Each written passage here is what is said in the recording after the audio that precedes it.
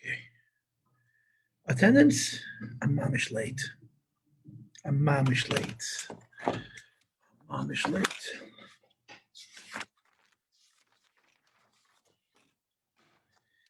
So let's see how well I do.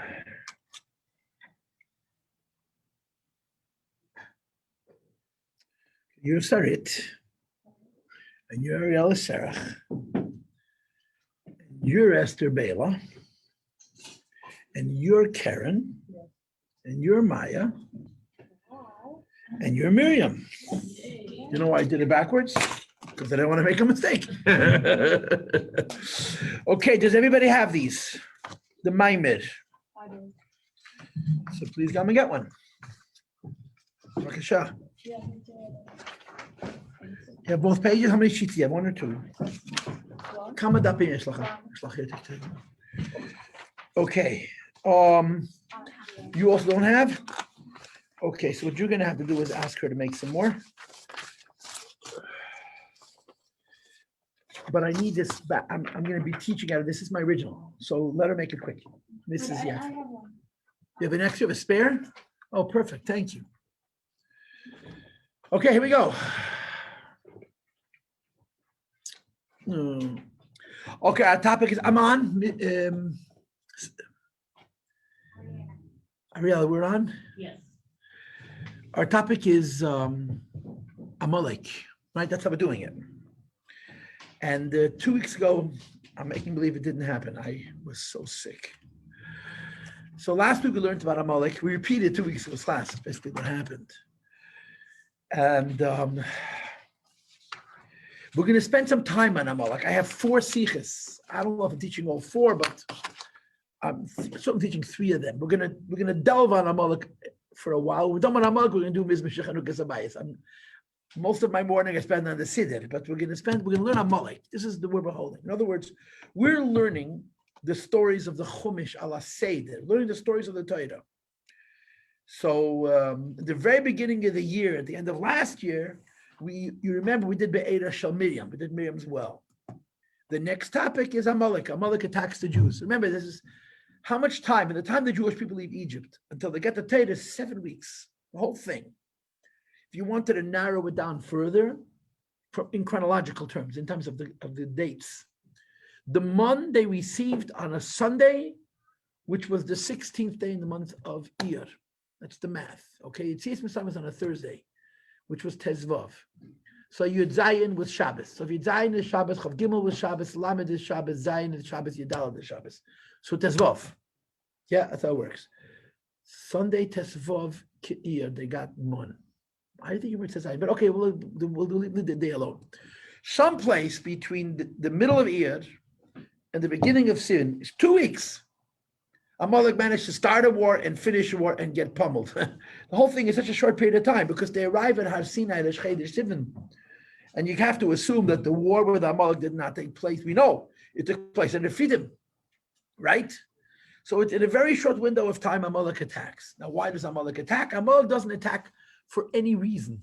Amalek doesn't want money. Amalek doesn't want tribute.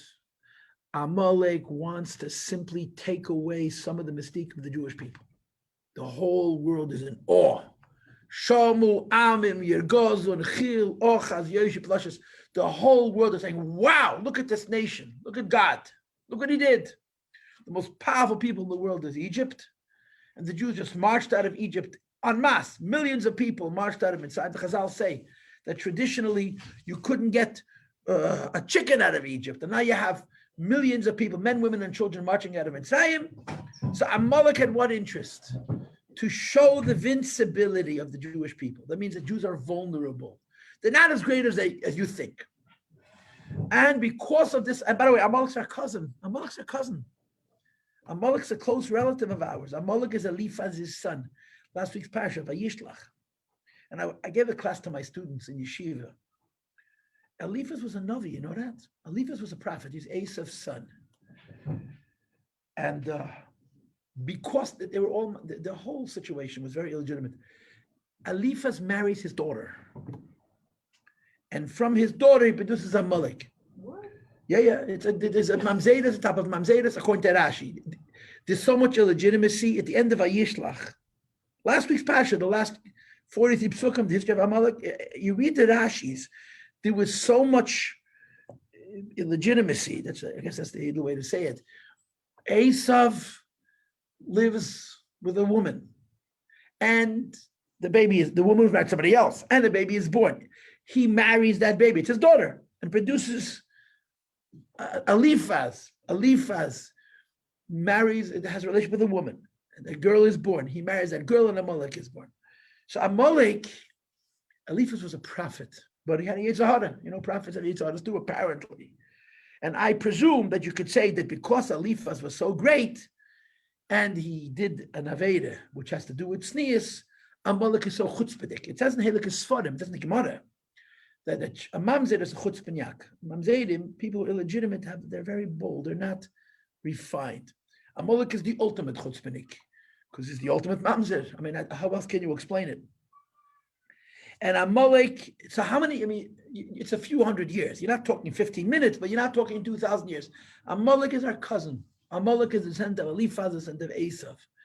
And he lives in the southwest of Eretz, lives in the bottom over there, near the coast of the Mediterranean, apparently. And they attack the Jewish people. They attack knowing they're going to get crushed. They have no intentions of winning. But if they can take away some of the mystique, if they can make people say, Jews are not so great, it was worth it. And because of this, we have an immortal enemy. The Jewish people have an enemy forever. It's a weird thing. You're supposed to remember Amalek to erase him. Stop remembering him and stop erasing him. No, it's a mitzvah zocher. Remember Amalek and erase him, right? And of course, every holiday, you know how it works. You have sheish zechiras, right? There's 6 things you're supposed to remember every day. In Sodom, it's brought there. Some people, there's 10 things you're supposed to remember every day. But you know that at the end of davening, right?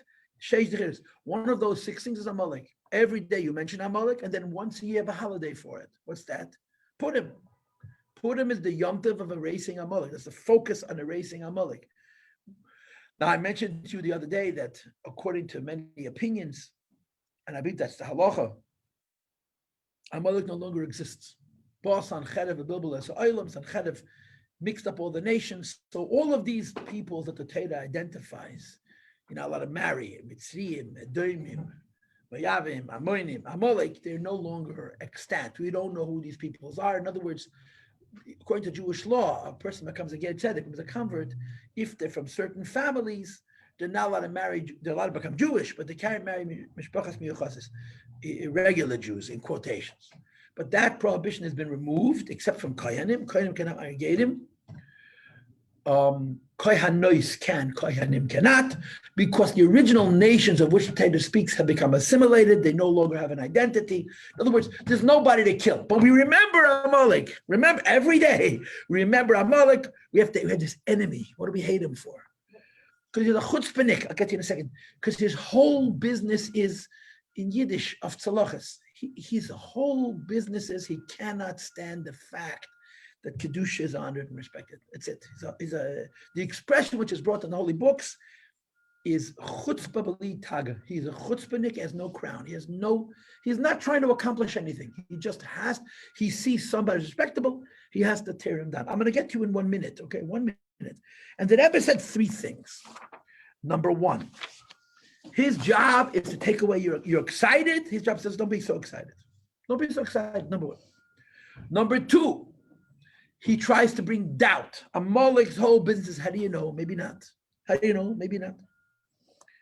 And the 3rd thing is, Amalek always attaches the fringe. He never attaches the heart. He attaches the nechas shalom. He looks at your weakness. This is where he attacks you. These 3 attitudes, asher korcha, he cools you off. Safek, he tries to bring doubt. And vayzane b'chol nechas shalom, he attacks you with your where your vulnerabilities are, makes Amalek the immortal enemy of the Jews. We're supposed to remember Amalek and erase Amalek. You kill him every day. He doesn't exist. But in your mind, you're killing, because Amalek is an idea. In other words, the story happened. The Jews left Mitzrayim. They were wandering through the desert. They were living in a cloud. They were protected. And they had Mon Hashemayim, they had Beit Shel Miriam, they had Anani Yaakov, and Amalek attacks. Who does he attack? The Yidden fell out of the cloud. And of course, if you were outside the cloud, that meant you were spiritually in a bad way. Amalek attacks, and Moshe Rabbeinu says, this is not good. A people who cannot tolerate the fact that the Yidden were taken out of Mitzrayim, not because they want something, but because they simply cannot tolerate that Kedusha is shining, are an immortal enemy forever. Go ahead. You wanted to ask? Yeah, you said this. I know this one are not allowed to marry Syrian, but like, I had a question. Is there like not from Jews? If they're like he's Kohen, for example, he made his son considered still a Kohen, like even though he married like. These are very complicated halachas. You're asking a practical question. No, it just came into my like. Oh, it's hypothetical. Now that's really I need this information. I know you're just speaking, and I'm like, oh. It's unfortunately this happens quite commonly. If a kohen marries a giyadis, in Jewish law, a giyadis is considered a zayna. It's a chazaka. Can you say it again? Every giyadis is a zayna.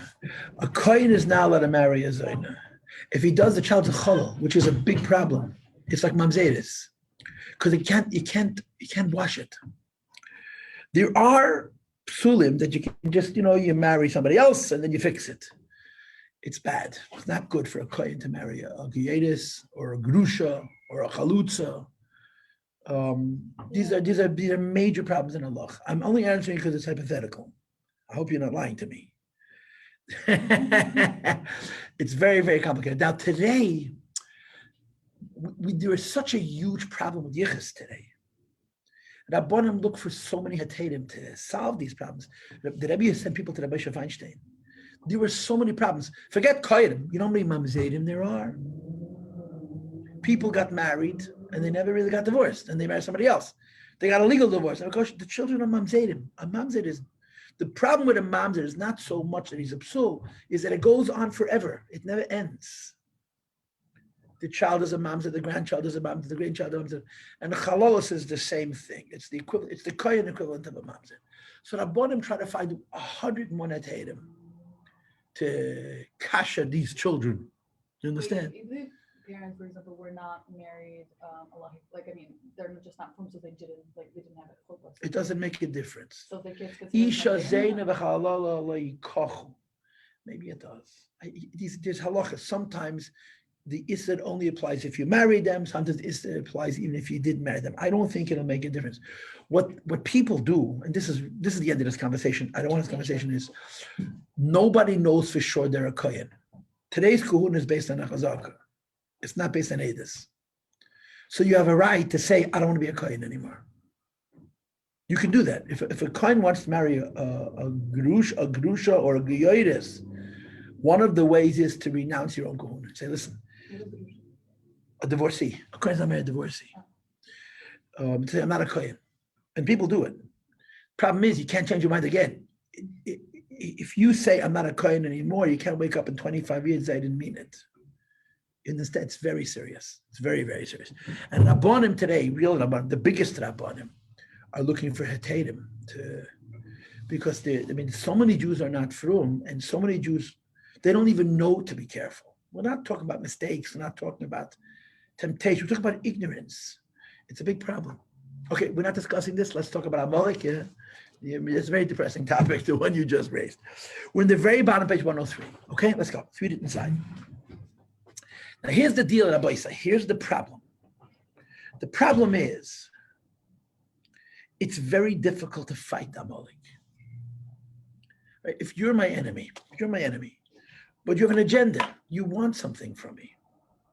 For example, you think I'm too liberal, or you think I'm too conservative, or you think I'm too cheap, or you think I'm too generous, and you attack me for a reason.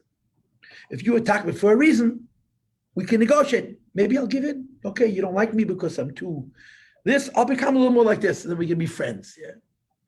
But if you attack me just because I exist, how can I defend that? The problem with Amalek is they're raw chutzpah. They're chutzpah for no reason. They just cannot stand the fact that there's peace in the world. I give you the example from a hyena. Hyenas are very successful animals, but hyenas thrive on chaos. That's how they live. They come into a situation and they make a mess. They just make a mess. And in the middle of the mess, you find them feeding. That's how they make a mess. They make a mess. They make a mess. Amalek makes a mess. That's his business. He can't stand order. He can't stand respect. He can't stand respectability. He has to undermine it. And he certainly cannot stand holy respect and holy respectability. So how do you fight that? How do you fight a person who laughs in your face? Doesn't say you're wrong. Doesn't explain to you why you're wrong. Doesn't have a conversation with you. He just makes fun of you. How do you fight that? How do you fight Amalek? Amalek does not have an agenda except to derail yours. That's his only interest. Amalek does not want anything. He just wants you shouldn't be. That's all. How do you fight that? You understand the question? Yeah. How do you fight Amalek?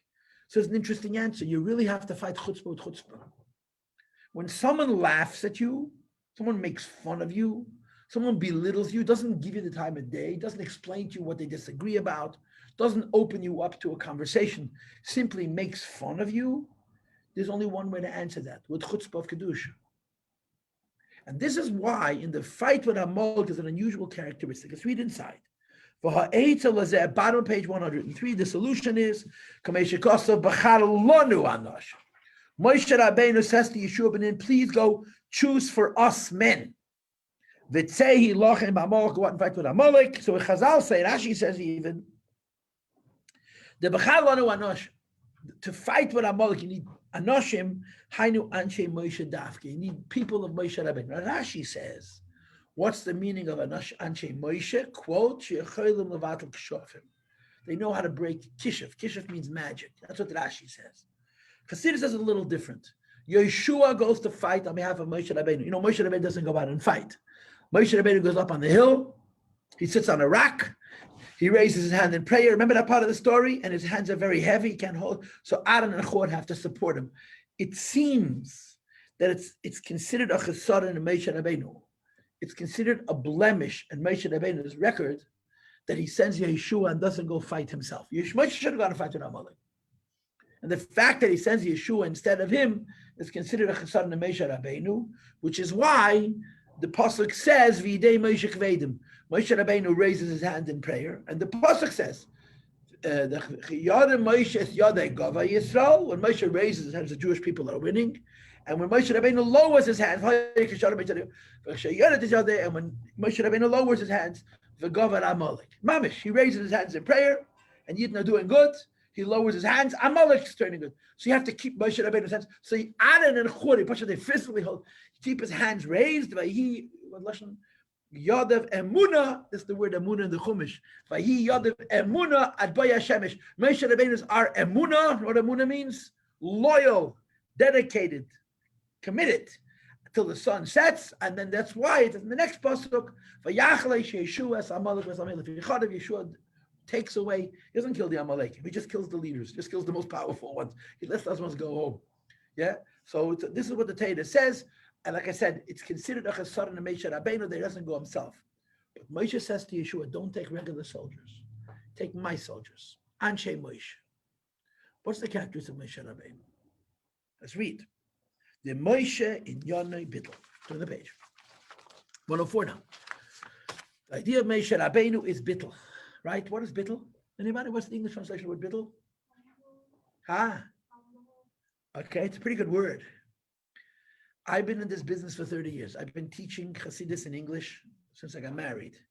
And I decided a long time ago that the only correct English translation for the word bittul is bittul. There is no English word. The more words you use to translate bittul, the more pathetic it gets. Self-denigration, self-effacement, these words are so negative. Bittul is such a sensitive word, such a fine word.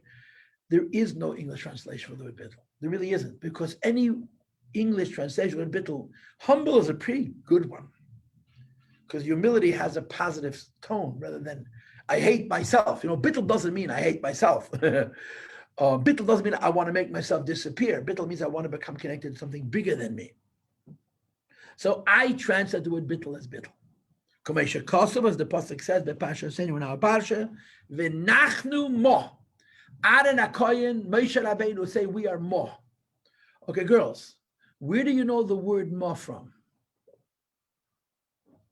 Where do you know the word ma from?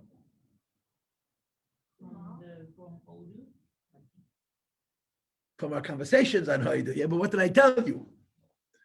Chochma, remember? You went to Tanya class? Chochma is koyach ma, the power of ma. What's ma? Ma means what? Ma means bittul. I mentioned to you recently in the Siddur class that Moshe Rabbeinu tells the Jewish people, "Va'ata Yisrael mo Hashem Elokecha deiresh mi'imach." It's a pasuk in Chumash in Parashat Eikev, I think. Moshe says Hashem expected the Jewish people more, that all the Jewish people should be saying more. So the Gemara says that David HaMelech changed it from ma into mea, which goes in 100 brachas. Why?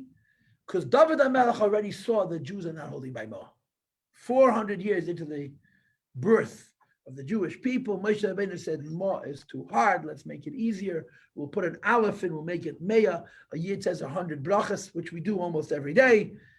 It counts for ma. But ma means, to use your word, a deep sense of humility. It's a sense of, in the presence of Hashem, I'm nothing. So ma means bittul, and it means a higher bittul. There's a bittul of malchus, there's a bittul of chochma, there's a bittul ayesh, and there's a bittul atzmi, there's lower the bittles. Ma means a deep sense of I'm nothing. I'm simply an expression of Hashem. That's what ma means. To fight Amalek, you need that. You cannot fight Amalek with reason. To fight Amalek, you can't be logical or emotional or excited. You need to have ma. Okay, and I'll explain this to you. I'm going to explain this to you. Okay, you're Baalei Tshuva, so you chose this life. But kids who are born from, they're raised here in this little ghetto called Crown Heights. At some point, they leave. When? I don't know, they're 14 or 15 years old, they're going to camp, or they're going to school, and they're sitting on an airplane, dressed sneastic, with a yarmulke, with tzitzis and payas, and across the aisle sitting a person who's staring at them for the whole 5 hours of the flight. They don't have to say a single word and they feel so self-conscious. Why? I look different. I'm dressing different. I'm eating different food. Why do I have to be so different? Why can't I be like everybody else? It's one of the most difficult tests that kids face. And our kids face that test. Sooner or later, our kids face the world. And one of the hardest things to do is be proud. To be proud to be different. It's very hard in America. Why? If we lived in anti-Semitic Russia, they hated us. So of course we're different. They hate us. It lived in anti-Semitic Poland after World War I. They hated us. But in America, they don't hate us. They don't. They don't. They actually respect us. But they say, why are you different? You know what Americans want? You know what Americans want? They want to know our secrets. That's all they want. They don't like the idea that they don't understand us. Americans look at us, the Jews with the ultra-orthodox, the Hasidim, and they say, tell me what happens in your house. Tell me what happens in your house. I want to know. Because by not knowing, there's a curiosity, there's a mystique, and then the imagination sets in. They start imagining things which are not real. All they want is information. They want to know. The problem is to know that to come into our house. And to come into our house, they can ask us uncomfortable questions. They can answer questions they don't want to answer. We can give them answers that they're not going to like. So we don't let them in. I mean, Chabad is open, but the other communities are very, very close. They just want to know. And the way we feel about it, they look at us funny. We feel like they're laughing at us. So we separate ourselves. We don't want to be made fun of. And no one is, even if they're not laughing, just that look. You're sitting on the train and the person across the aisle just looks at you and sees that you're eating kosher food, which is not the same meal as everybody else, or that you dress different, or they really want to know the difference, but you feel self-conscious. You feel made fun of. Now I want to tell you something incredible. There's a maimah from the Rebbe Rashab and the Frierdiker Rebbe about Moshe Rabbeinu, about this guy, Moshe Rabbeinu. That the pasuk says, "Va'ish Moshe onav miyed mikolo adam asher apnei hadam." You use the word humble. That Moshe Rabbeinu is the humblest man in the world. Va'ish Moshe, the man Moshe Rabbeinu, is onav miyed, is very humble. Mikolo adam, from all people, asher apnei hadam, the face of the earth. So it says in Chassidus Mikol Adam Asher Apnei Hadama doesn't mean all the people alive during the times of Moshe Rabbeinu, means every Jew till the end of time. Moshe saw all the future generations, and Moshe was humble next to all of them, especially us, our generation. The generation of the heel of Mashiach, Dara the Ikvas of the Mashiach. Moshe saw the future. He saw our generation, and he felt small next to us. Now, why would Moshe feel small next to us? We're puny. We're pygmies. We're teeny tiny people. Why would Moshe feel next to us? So the previous Rebbe writes, because of our Mesiris Nefesh. The Frierdiker Rebbe writes, Moshe Rabbeinu was humble by us because he saw our Mesiris Nefesh. Our Rebbe writes that Moshe Rabbeinu was humbled because he saw our Al Yovesh Mipnei Amaligim, that people are going to laugh at us and we're not going to care. The Rebbe says in his Maimorim that to live in America and to not care that people look at you and make you feel different is equal to the Mesiris Nefesh of Yidden in Russia. Because it's very hard to be different. It's very difficult to be different, especially when you're young. And this is our Nisayan, Al Yev, and people don't even mean to laugh necessarily. Sometimes people make fun of us, and those are the Jews. And Jews make fun of us. But Stam, they just want to understand, really. Goyim in America just want to know. They want to understand our secret. That's really the whole thing.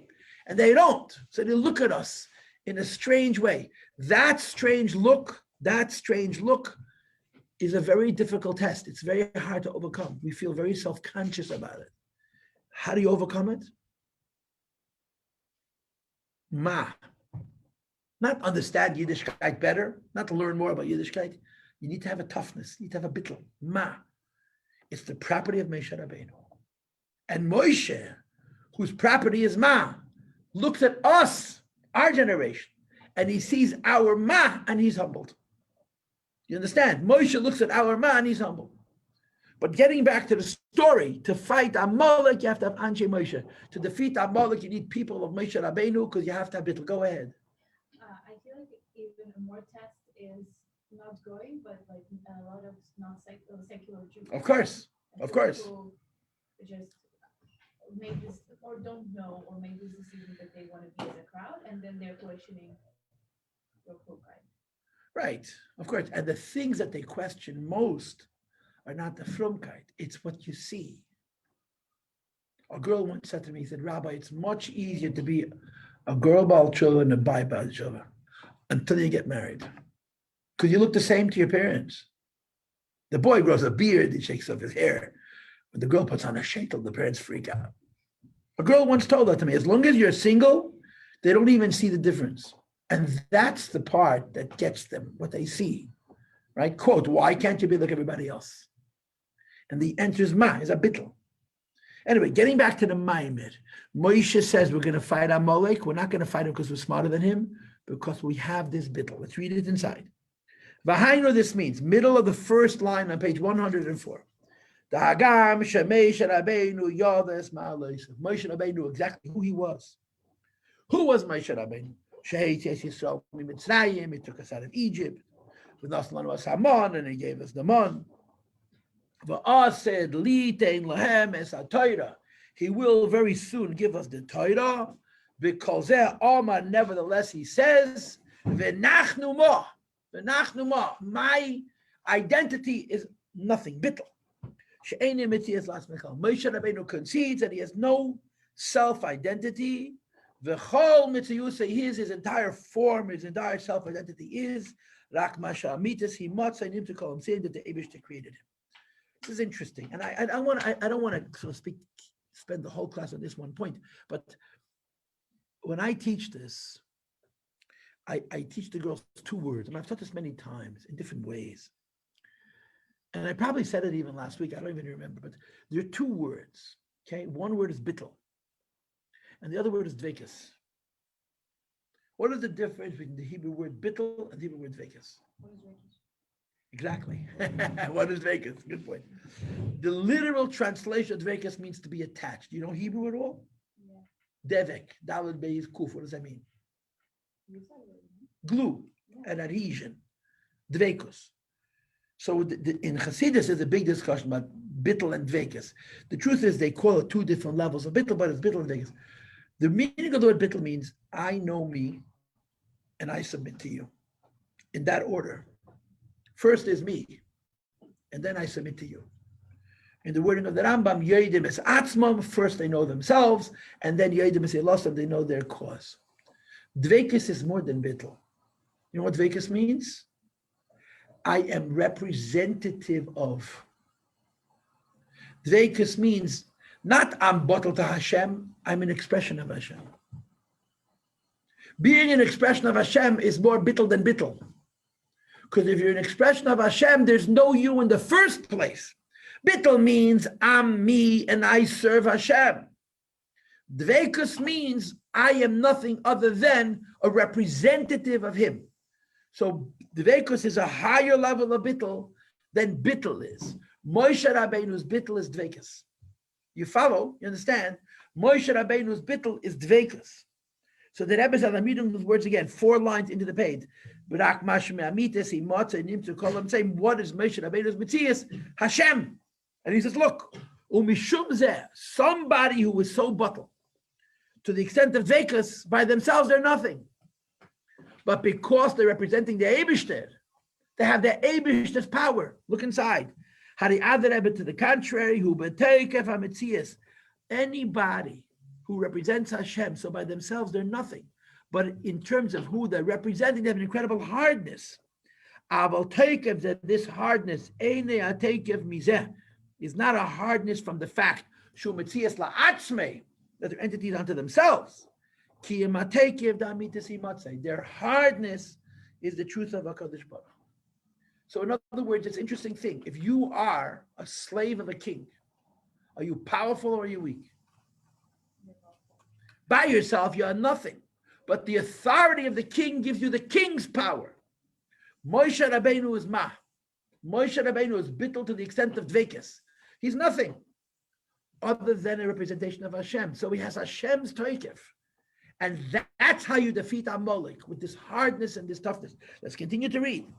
I'm 7 lines into page 104. Please look inside. Choose for us people. And of course, this is what Chazal say, that to fight with Amalek, you have to have Moshe Rabbeinu's people.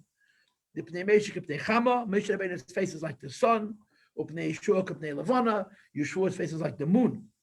Hainu, what do we know about the moon? All of its light comes from the sun. Page 104. Yeshua Yabatal Mesha, Yeshua's batal to Moshe Rabbeinu. Dugmas Alavana, like the moon. It receives from and is altogether batal to the sun. I'm 9 lines or 10 lines to page 104. Amalek. So Moshe says to Yeshua, Yeshua should choose people. However, they should be Anshe Moshe Dafke. To fight with Amalek, you need Anshe Moshe, Moshe's people. In other words, their condition is bittul to Moshe Rabbeinu. And what is Moshe Rabbeinu's bit inyan? The greatness of Moshe Rabbeinu is the degree of his humility. The greatness of Moshe Rabbeinu is his is his dvekas and Hashem. That's the only way to defeat Amalek. If you're going to fight with a chutzpahnik, you need a toughness, you need a hardness. I have a story which I can't really tell you, but I'll tell you anyway. I hope I didn't tell you last week. When the yeshiva in Lubavitch was founded, the yeshiva in Lubavitch was founded in 1897. The end of 1897. The condition of the world was that there were very big yeshivas, very successful yeshivas in Russia. The best yeshivas in the world were in Russia. Now, 20 years later, you have the revolution, the Bolshevik Revolution, 1917. What's less known is that by the time you got to 1897, it really starts in the 1890s or earlier, you had a new problem. You had people learning in the yeshivas. And remember, the yeshivas in those days, it wasn't like today, everybody gets into yeshiva. They took the best bachram, the creme de la creme. So in yeshivas, you had a concentration of the greatest Jewish minds in Russia. A concentration of the greatest Jewish minds in Russia. Inside the walls of these yeshivas, the boys were reading all kinds of philosophy, secular philosophy. And a lot of the bachrim knew the whole Shas backwards and forwards and would smoke on Shabbos. because their emunah was corroded. Their emunah was rotten. A Yid told me, a Jew told me, a Yid told me. He was a little boy. He grew up in Kovna. Kovna is a city in Poland, in Lithuania. And his father used to tell him, Shabbos, don't go down this street. If you knew this guy, his father, don't go down this street. So of course he said, pardon me. My father said I shouldn't go down the street. I got up 7 o'clock in the morning. I took a walk down that street. He says, as I'm walking, I hear a Yid learning Gemara out loud. That's what he says. I hear a Yid learning Gemara. It's so sweet. And I couldn't understand why my father wouldn't want me to see a Yid learning Gemara sweet like this here. He says, then I came close to him and he was smoking a cigarette. You don't see that today. No one smokes a cigarette and learns Gemara. If you're learning Gemara, you're smoking cigarettes on Shabbos. If you're smoking cigarettes on Shabbos, learning Gemara. Why? Because that kind of person doesn't exist. We don't live in an intellectual age. We live in a materialistic age. But in the yeshivas in Russia, you had a problem. They were very intelligent. They were very learned, but their emunah was corroding. It was rotting slowly. That's why they made Temchat Mimim. They didn't make Temchat Mimim for Torah. Russia had the best yeshivas in the world. They made Temchat Mimim for Mesiras Nefesh. They made Temchat Mimim for Emunah. They made Temchat Mimim for Yiras Hashem, not for Torah. There was plenty of Torah. You follow what I'm saying, yeah? And as Temchat Mimim grew, as it went on, every year that passed, this rotting became worse. A lot of the yeshiva b'acharim became the Efsektia. A lot of the yeshiva b'acharim, very little people became such haters of religion. I don't understand why, but they became very, very anti-religious. They were very intelligent. They learned lots and lots of Torah. You know, it's called Jewish culture, without Jewish religion, you understand? Temchat Mimim was created to combat that. So because of this, Temchat Mimim had rules. It was more important, the Temchat Mimim, that you were a sincere person than you were a smart person. If you came to Temchat Mimim and they got the slightest idea that you have an open mind, that you're interested in philosophies, they didn't accept you. Because the mandate of Temchat Mimim was not only that they should be smart and learn, the mandate of Temchat Mimim is that they should have Yira and Amunah, no questions. So boys came to learn Temchat Mimim of different ages, right? You had men, 21, 22, they were already adults. But as Temchat Mimim began to succeed, they started taking younger and younger boys. They took high school boys, 14-year-olds, 15-year-olds. They were kids. They didn't really have shittas yet, didn't have opinions yet. And Temchat Mimim was very concerned with what happens to these boys after they leave the yeshiva. So they made certain policies. One of the policies was that if you came as a young boy to learn yeshiva for 2 years, you couldn't go home. 48 months, you couldn't go home for nothing. And they felt that if they have 48 months, 2 years, 24 months, 2 years, they'll indoctrinate you. They'll sort of get you. You'll have not just an understanding of Torah, but a year session. After being in yeshiva for 2 years, they would let you go home for a visit. But they would tell you like this: if anybody laughs at you, you have to curse at him. You know what it means? Curse. Lekaleloto. You have to answer him. In Yiddish, there's good words. Yiddish is the richest language in the universe for klolos. You have to answer him back. You have to answer back with chutzpah. If anybody makes fun of you, you have to answer back with chutzpah. You can't just be nice about it. Crown Heights had a Rav who's now gone over 30 years. His name was Rabbi Dvorkin.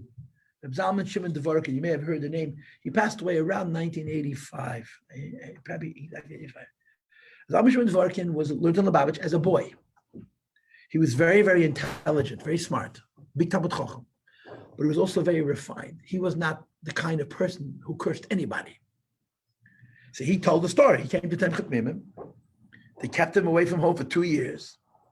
And when he finally went back home, so his family was frum, and everybody was frum on the outside, but many, many people who looked frum inside were really, like the especially for the Frierdiker Rebbe, you better being outside looking in than being inside looking. They were looking out the windows. So he met an acquaintance, someone older than him, and says, "Ooh, Zalman Shimon, 16 years old, how you doing?" And he's wearing a long jacket, and Lubavitch wore long jackets, and a casquette, and a beard. Oh, this is not an intelligent. This is not the new generation. This is not the 20th century. This is primitive. This is going back to the 14th century. Zalman Shimon, what's going on? I'm learning in yeshiva. Really? Which yeshiva? Lubavitch? Yeah. What do you plan to do next? I'm going back. What's going to become of you? He says, what do you mean I'm learning Torah? I'll be a Yid. And of course, that was not the right answer. Right? You go to college and you become an academic and a professional and a philosopher and a thinker.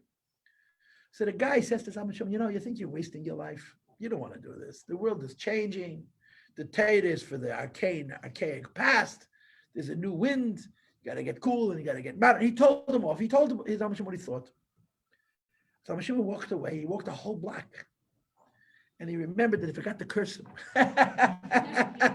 So he turns around and Moshe, I forgot. So Moshe stops. As Shimon runs up to him, he's thinking that maybe he wants to ask him questions about his enlightened ideas. I forgot to tell you. And in Yiddish, he curses him and he runs away. The point is, sometimes you have to have chutzpah of Kedusha. With Amalek, you need chutzpah. You can't reason with Amalek. Al Yevish, the test that we face in the modern world of not caring what anybody thinks is one of the hardest tests. You got to face it down with chutzpah. And that's the meat of Moshe Rabbeinu. Okay, let's finish the Maimed. The last 4 lines. Every Yid was given the power of Moshe Rabbeinu. Skip the parentheses. Every Jew has the power to go out and fight with Amalek. How? There's a Moshe Rabbeinu. What makes Moshe Rabbeinu special? He's smarter than us. No, a lot of smart people. That he's more passionate. No, a lot of passionate people. Moshe has ma. Moshe has ma. What does ma mean? The idea of bittul to the extent that his strength is not his strength is Hashem's strength. And he continues this pashtus of the Moshe v'chol. In every generation there's a Moshe Rabbeinu. Ad l'kvei kedushas made v'chamed motel l'friyidik and Eben. Of course, whenever the Rebbe says the friyidik and Eben, he really means himself. That Yechalim lotzes gam mechutzlan and ekavod. You can go out of the clouds of glory. L'mokem to a place of nachash, son of a akrav, where there's a snake. U'l'natzeich as mechamas Amalek, to fight over Amalek girls. The Rebbe sends Lubavitcher boys and girls into the world to do mitzvah. The Rebbe says Lubavitcher men and women into the world to do mitzvah. He's not sending old people with long white beards. He's sending kids, teenagers, right? A couple goes on shlichus. How old do you think they are? Well, he's 23, she's 21, or he's 24, she's 25. They're young. And you're young, right? I'm old. I'm over the hill. Yeah, I'm getting there. You're young. Young people are young, and you're very impressed by your environment. And when you come to a place where people are living a certain kind of life, and you represent God, and you're all by yourself, there's no community, there's no shul, it's you and your wife, you and your husband, that's it. How do you go to such a place and change the people changing you? Because you're smarter than them, you're not smarter than them. You're better educated than them, you're not better educated than them. You have the midah of Moshe Rabbeinu. And the Rebbe says, with the midah of Moshe Rabbeinu, you can go out of the cloud, you can leave 770, you can leave Crown Heights, and you can find your Amalek. You follow? Let's break. And we come back from the break, we're going to learn the beginning of this Maimed. I'm determined to finish today. And next week, not coming next week, it's Hanukkah, but 2 weeks from now, we continue, we're going to learn a Sikha, which is what we're supposed to be learning. Okay? You got 5 minutes. Okay? We all know what 5 minutes means, right? A young lady, what's your name? I didn't get your name. I'm not on the list. Your name is not on the list. So it's Amnara. That's your first name? On the list is your last name. Yeah. Okay, Bakasha, what's your name? You used to be on the list. I used to last year, but this year I'm Oh, so to let you come to class? yes. No, How do you spell that? Gra.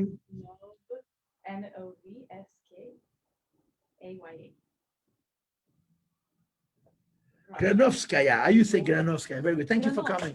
Right. I consider it an You said honor. it correctly. Granovskaya. Yes, that's